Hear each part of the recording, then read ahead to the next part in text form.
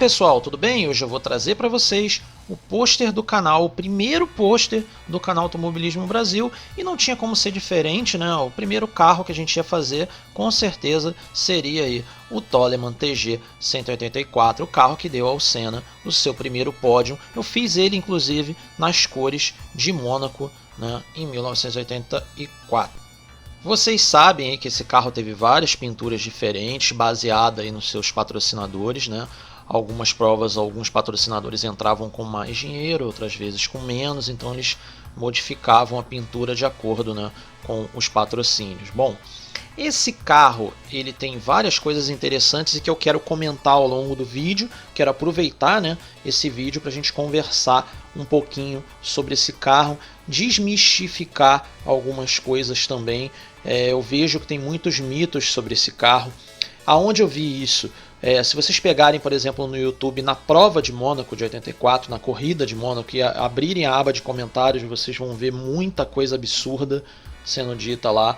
Gente comparando esse carro a Racing Point atual, gente dizendo que esse carro era excelente, que esse carro era incrível, que o Ayrton não era nada demais, que ele tinha um carraço nas mãos, enfim, etc. Vocês vão ver coisa desse tipo, ok? Eu quero falar algumas coisas sobre esse carro, tecer algumas considerações, o que eu gosto nele, o que eu não gosto nele, o que eu acho correto aerodinamicamente nele, o que eu não acho, quais são as virtudes desse carro, os acertos, os erros, etc. Então, se você quiser, fica aí até o final, porque vai ter bastante coisa bacana a respeito desse carro aí, ok? Bom, sobre o trabalho em si, aí, sobre o pôster em si, foram mais de 15 horas de gravação bruta, ok? Que eu editei em 20 minutos para vocês. Então vocês vão ver aí que está bem acelerado aí algumas partes, outras partes eu deixei mais tranquila, enfim. Então dá mais ou menos aí 20 minutos de vídeo para a gente conversar um pouco enquanto eu vou colorindo ali. Bom, esse desenho ele é feito num papel separado primeiro, quero deixar isso bem claro, ok? Eu jogo muito limpo com todo mundo. Eu vejo alguns canais de desenho que dá para ver que o pessoal tá fazendo, tá enganando as pessoas, ok? Eu não trabalho assim, eu jogo muito limpo com todo mundo. Esse desenho ele é feito numa folha separada, depois é feita uma impressão desse desenho, ou seja, é feita uma digitalização e uma impressão desse desenho num papel específico para lápis de cor, né? No caso o papel Bristol, ok? Por que você não pode desenhar e pintar no mesmo papel? Por que você não pode fazer a colorização no mesmo papel? Porque quando a gente desenha, a gente erra, a gente apaga, a gente mexe, enfim. E cada vez que você usa borracha no papel, você está danificando ele. E aí quando você vai colorir, ficam as marcas do dano que você gerou no processo anterior, ok? Então é mais interessante que você faça uma etapa de cada vez. Desenha num papel, colore em outro papel. Desenha num papel específico para desenhar, colore num papel específico para colorir, ok? Por isso que isso foi feito aí então em duas etapas e vocês já pegaram da segunda etapa em diante, que eu não quis filmar a primeira.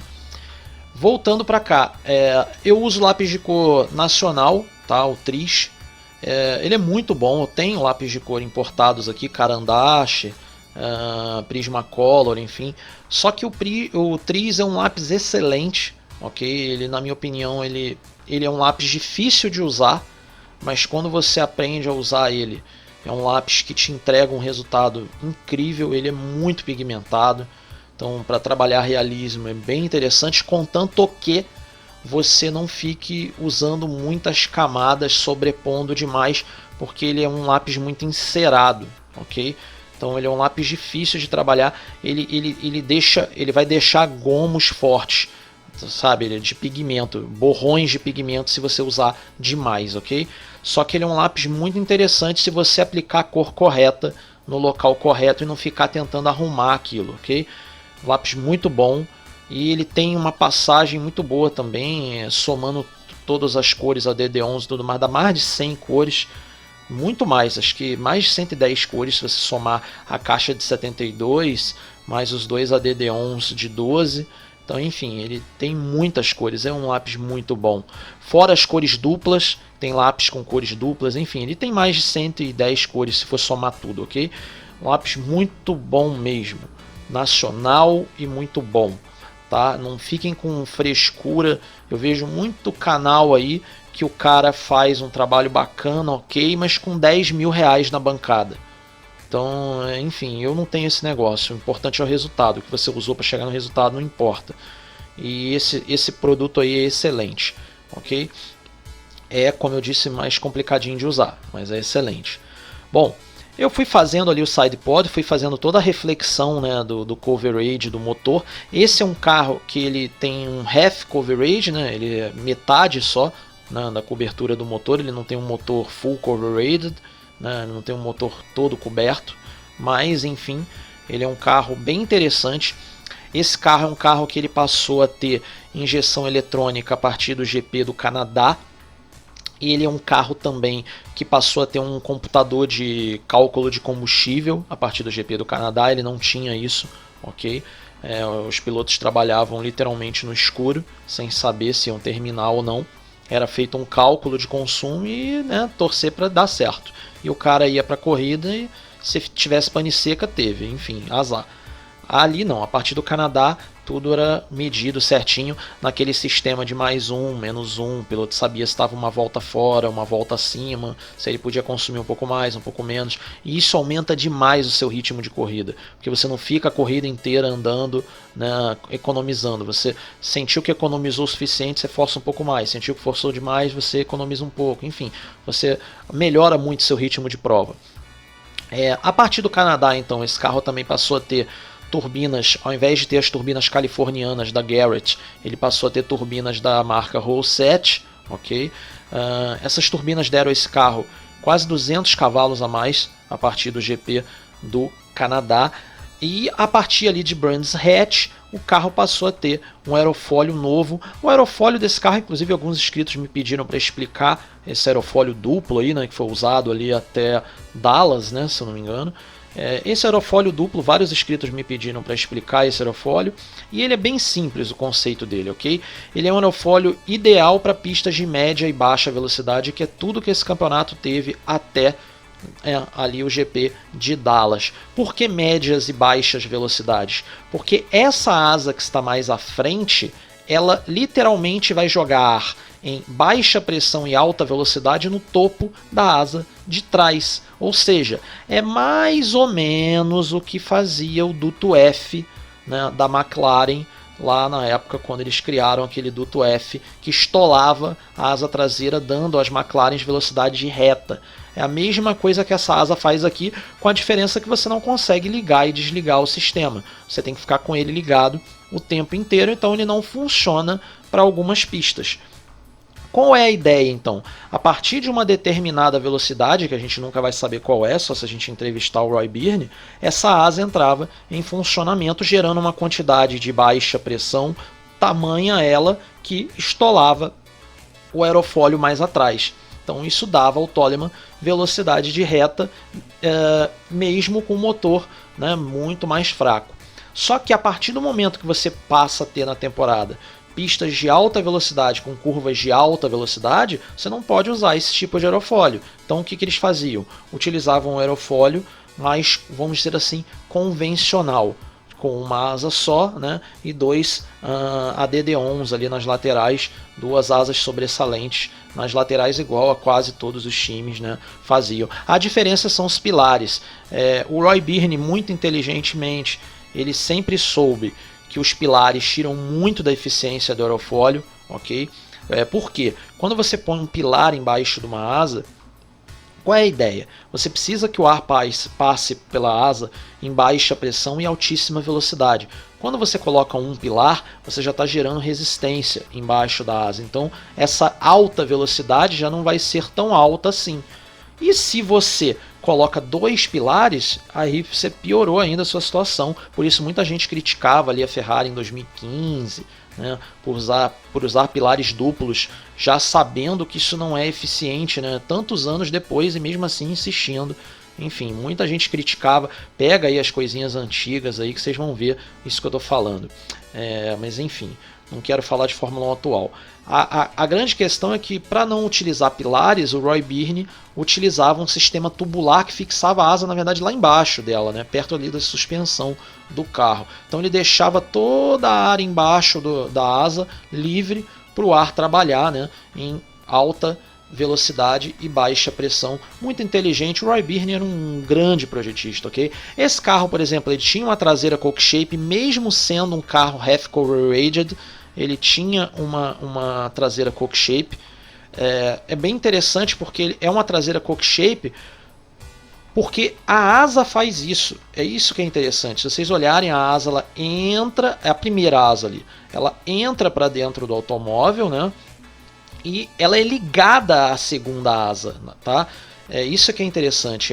Na verdade é um aerofólio só. Ele embaixo é uma coisa só. Ele é ligado. O que faz, né, o formato coke shape do Toleman lá embaixo. É difícil da gente ver. Nesse meu desenho aqui não dá para ver, porque o pneu traseiro cobre. Mas na verdade é uma estrutura só lá embaixo.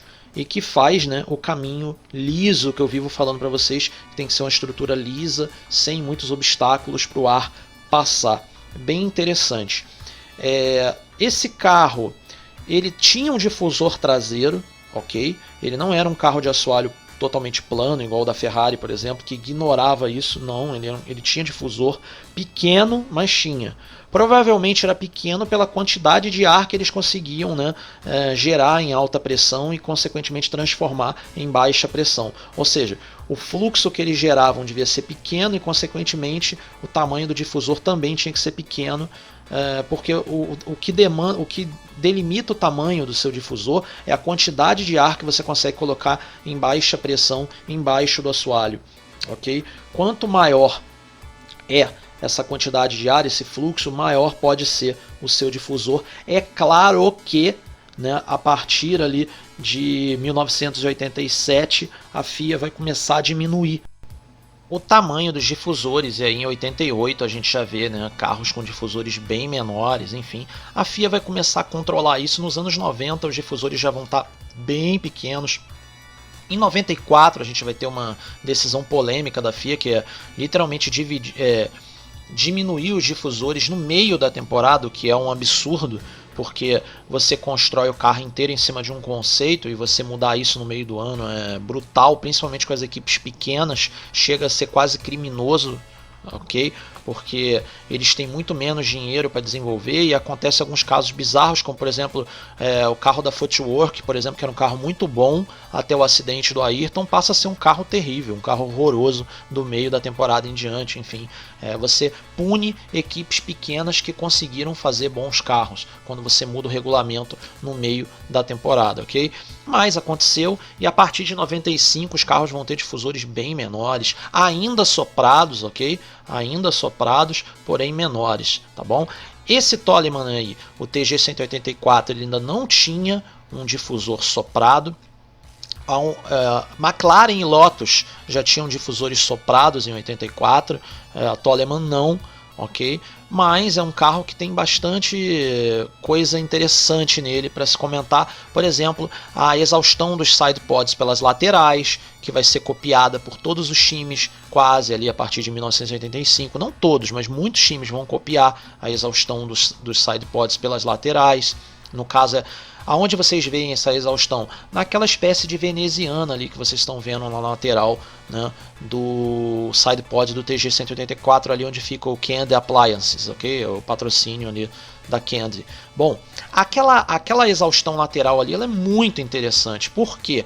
Porque ela leva ar em baixa pressão e alta velocidade para a traseira coke shape, ok? O ar entra em altíssima pressão na entrada de ar do radiador, ok? Ele é transformado em uma zona de baixa pressão, porque a alta pressão vai estar dentro do sidepod, dentro da caixa de ar.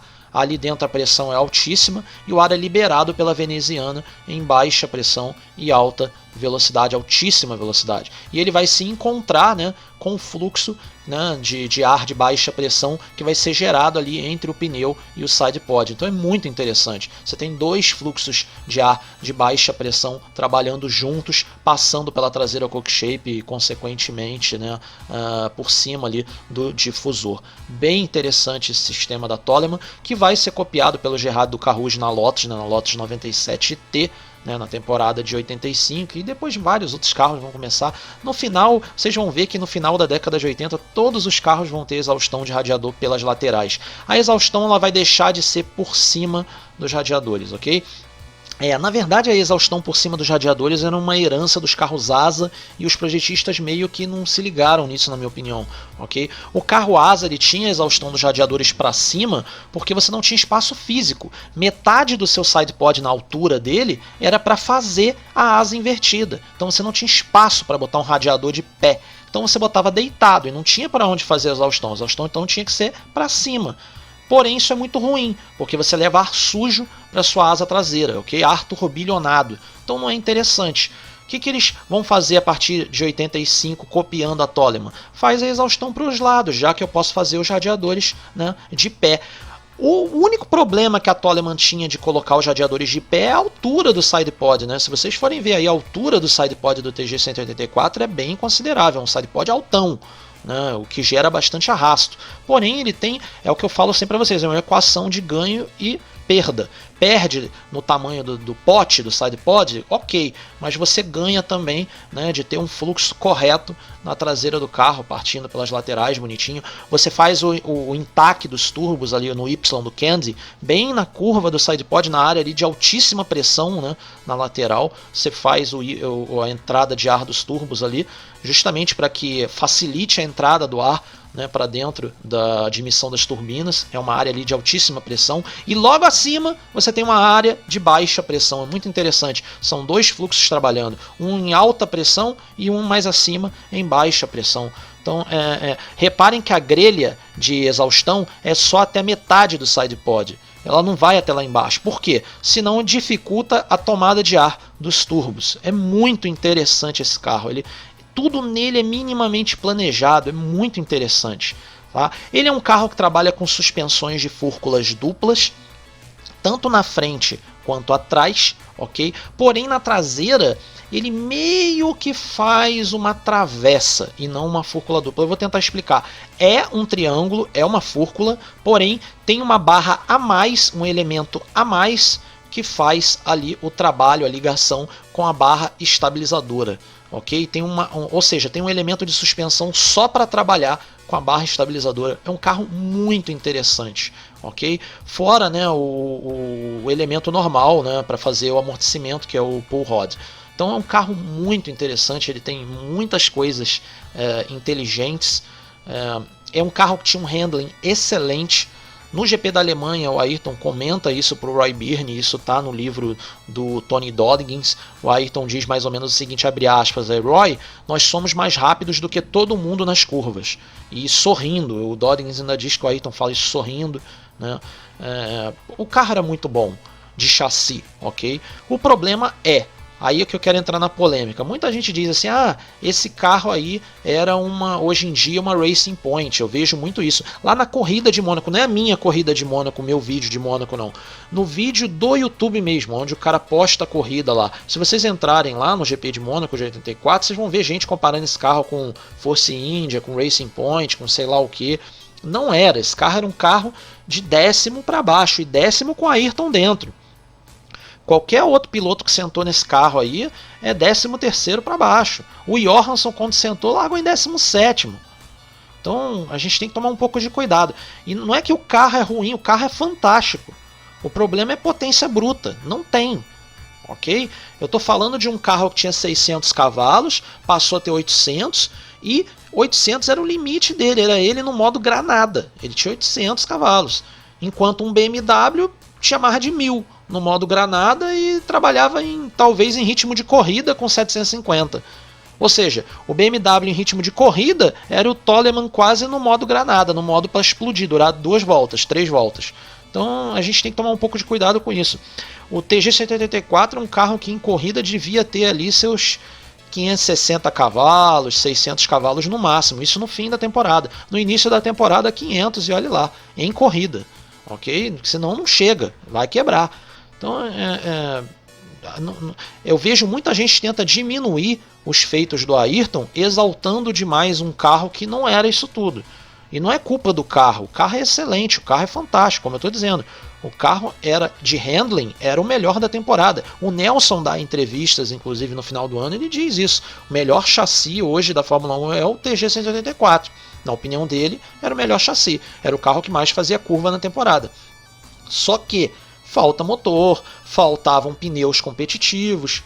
Ok? Ah, mas o carro tinha o melhor pneu da temporada, o pneu Michelin? Não, os pneus eram velhos, eram lotes 83, ok? Não eram iguais aos pneus que as equipes estavam utilizando em 84. Os pneus da Toleman, por exemplo, não eram iguais aos da McLaren. A McLaren tinha as opções de A a D para escolher, literalmente A a D, os compostos, ela podia escolher, ok? Ela tinha os pneus de quali. Eu não sei se a Toleman ia ter pneus de quali para todos os GPs. Ok? A gente tem que tomar um pouco de cuidado com isso, tá bom? O que eu sei é que a Toleman recebia pneus de chuva 84. Isso eu tenho garantia para vocês. A Toleman recebia pneus de chuva 84. Agora, pneus 84 para todas as pistas e todos os compostos, não. Ela pegava sobras de lote. De vez em quando tinha 84, a maioria das vezes, quase 100% das vezes, era pneus 83. Então, com menos tecnologia, um ano a menos de desenvolvimento, enfim, não tinha os compostos específicos para cada GP, etc. e tal. Então você tinha muitas desvantagens, mas ainda assim, na minha opinião, eram pneus melhores do que os pneus Goodyear e principalmente do que os pneus Pirelli, ok? Mas isso gerava uma perda. Imagine esse carro com os pneus 84, né? O que ele poderia ter feito? Se com pneus 83 ele já deu trabalho, né? Imagina com pneus 84, ok? Mas o que faltava na verdade nesse carro, o principal problema era a potência bruta, tá bom? Então não tem como a gente igualar esse carro ao Racing Point. O Racing Point hoje em dia ele tem o melhor motor do grid, é o motor Mercedes, ok? Ele não é o melhor carro do grid, óbvio, mas ele tem o melhor motor do grid. Ele é um carro que não larga em 10º lugar, ele é um carro que larga em 5º, 4º. Ele não é um carro que larga em 10º lugar. Então a gente não pode diminuir o que o Ayrton fez nessa temporada, igualando esse carro ao carro que o Pérez usa, ao que o Stroll usa, pelo amor de Deus. Ok? Esse carro aí, eu acho que se equivaleria aí a um STR para baixo. É carro que larga normalmente ali em 10º lugar, não é verdade? Vocês não concordam comigo que o STR é o lugar meio que normal dele? O 10º lugar, 9º lugar, às vezes um 8º. Enfim, é o lugar. É porque a Fórmula 1 de hoje em dia ela é muito embolada do 6º para baixo. Eu acho que vocês vão concordar comigo. Eu acho a Fórmula 1 de hoje em dia muito competitiva do 6º até ali o 15º por ali, 16º. Para baixo não é muito competitivo e para cima também não, os extremos. Mas o meião de bolo ficou maior. Nessa época aqui em 84, o meio de bolo ele não era tão competitivo. Era o contrário, o topo do bolo era competitivo e a base era competitiva. O meio não era tanto. É engraçado isso. Inverteu-se as coisas, né, com o passar das décadas. Hoje em dia a gente tem um pelotão intermediário muito competitivo. É o que dá graça, inclusive, às corridas. É onde o bicho pega. Nessa época que era o contrário, o bicho pegava na ponta, o que é muito mais interessante. Mas é gosto, enfim, cada um vai ter a sua década preferida, né? E a minha é a década de 80 com certeza, é a década que eu mais tenho literatura aqui. Eu tenho me preparado bastante, inclusive eu queria comentar isso com vocês e alguns inscritos estão me pedindo para falar sobre a minha coleção, etc e tal. Eu tenho me preparado bastante sobre isso porque, né? Vocês sabem que assim que eu terminar a vida do Ayrton, né, que a gente for até 94, eu vou voltar, né? Para lá para o início da década de 70 para fazer o Emerson, então eu tenho me preparado bastante, né, tanto no meu acervo, enfim, tenho gasto bastante também para me preparar para a década de 70, ok? Que é bem mais complicada de se trabalhar. A gente tem muito menos arquivos de vídeo, as fotos são de pior qualidade também e, né, o principal, os textos são caríssimos, ok? Caríssimos, vocês não fazem ideia, são muito caros mesmo. Mas enfim, é o que a gente gosta de fazer, é o que eu estou trazendo para cá. Uma outra coisa que eu queria comentar com vocês também é sobre a questão dos sorteios, ok, pessoal? Eu não posso fazer isso aqui no canal de forma nenhuma, ok? Felipe, mas por que canal A faz, B faz, Z faz, enfim. É risco, ok? O YouTube não gosta, é contra as políticas da plataforma fazer qualquer tipo de concurso, sorteio, promoção, enfim. É perigoso e você pode ter o seu canal capotado, ok? Ou, né, as impressões de vídeo desaparecerem, aí o seu canal já era. Eu dou um exemplo sempre do Celso Portiolli, lá do SBT, Passo a Repasso, enfim. Ele estava numa época ganhando 5 mil inscritos por dia. Era um negócio absurdo, o canal dele já estava passando de milhões de inscritos, um negócio absurdo. E aí ele foi fazer um vídeo com a promoção da Caixa Econômica Federal, tudo autorizadinho, bonitinho, auditor, sei lá o que, tudo certinho. Capotou, ok? Capotou o canal dele, ele teve que entrar em contato com o YouTube, não chegou a cair o canal não, ok? Simplesmente ele parou de pegar views, parou de pegar inscritos, parou de pegar tudo, pararam as impressões de vídeo, o canal, ou seja, o canal dele foi capotado, foi colocado na geladeira. Só que ele é o Celso Portiolli, ele não é o Felipe do canal Automobilismo Brasil, pelo amor de Deus. Ele é o Celso Portiolli. Concluindo a história, ele vai lá no YouTube, conversa com as pessoas, ele mesmo disse que fez isso, ele conversa com as pessoas e tenta arrumar a situação, ok? Agora a gente tem que se dar conta do nosso tamanho, ok? Então a gente não pode correr riscos. Então eu devo fazer isso ou no chat dos vídeos, porque aí eu pego um e sorteio, acabou, e só dou o resultado no vídeo seguinte, tá bom? E gravo bonitinho fazendo o sorteio no site de sorteio. Ou então no Instagram, criar um Instagram só para isso, ok? Se vocês quiserem se inscrever para participar do sorteio, depois se desinscrever, não importa, é só para participar dos sorteios mesmo, tá? Então eu vou ver o que eu faço, mas isso ainda não está pronto, ok? Eu só trouxe a arte para vocês. Depois eu quero fazer também o logo da Toleman, vetorizar o logo da Toleman, vetorizar o logo aqui do AB, do Automobilismo Brasil, botar bonitinho, margear direitinho, ok? Para sortear aí para as 5 pessoas aí que conseguirem vencer aí esse sorteio, ok? Porém, lembrando de novo, não posso fazer esse sorteio aqui no YouTube, ok? Vou tentar dar um jeito aí de fazer isso fora daqui da plataforma, e aí eu aviso a vocês com o tempo. Eu pedi sugestões aí para os inscritos, né, lá no vídeo, acho que de Brands Hatch, né, quando eu citei esse assunto, e me deram várias sugestões, e a do Instagram foi uma delas. Eu achei que é a mais segura para que eu faça isso, ou então criar um canal secundário, o que é muito chato, né? Criar um canal só para fazer esse tipo de coisa, pelo amor de Deus. Mais fácil criar um Instagram, pelo menos ele fica lá, ok? Bonitinho lá, e aí cada um manda o seu direct lá para participar do sorteio, né? E eu sorteio de acordo com o que tiver lá no direct. Mas enfim, com o tempo eu vou avisar vocês, eu vou deixando vocês informados de tudo. Eu espero que vocês tenham gostado aí da arte, que vocês queiram participar do sorteio, tá bom? Espero que vocês tenham sorte aí, né? Que vocês ganhem. Eu só posso fazer para 5, porque senão eu vou falir, ok? Se eu ficar mandando frete para o Brasil inteiro para um monte de gente, queria eu poder fazer para todo mundo, mas eu só posso fazer para 5 pessoas, ok? Então, tomara aí que você ganhe, que você tenha sorte, que você goste, tá?